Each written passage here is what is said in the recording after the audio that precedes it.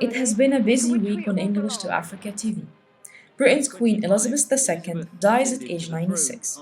President Joe Biden and former US presidents pay a tribute. For this and more, here's a highlight from each of our programs. On Africa 54, Elizabeth ascended to the throne after the death of her father, George VI, nearly 5 years after she had married the Greek-born Prince Philip.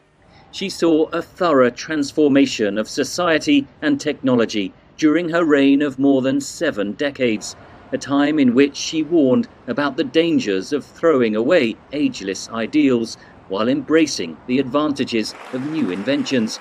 She sent out her first tweet in 2014. And on Straight Talk Africa, now, this money is meant to re-establish the country's debt sustainability, and we'll discuss that a little later on. But it will also help make room in Zambia's budget for much-needed social spending. And of course, the goal is for Zambian authorities to improve the way they manage public funds, strengthen governance, and reduce the risk of corruption. And on VOA Our Voices, Victorian Albert Museum presents pieces from 25 countries by dozens of designers, stylists and photographers.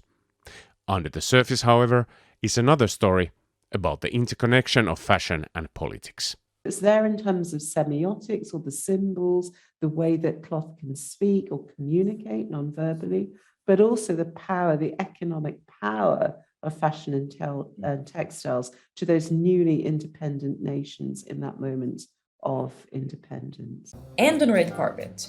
He's gonna sing the blues for you. Get yourself a bottle of bourbon before the evening is through. This is a hulose from China.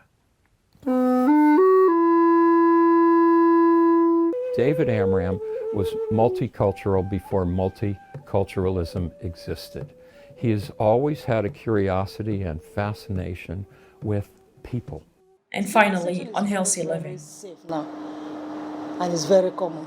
Countries are even encouraging and training lower cadre staff, not just at the level of the doctors, to be able to conduct cesarean section in rural settings. So that is why we keep on saying that the safest, the most important means or ways of preventing. This and more have been happening on English to Africa TV. Inji Omar for voaafrica.com.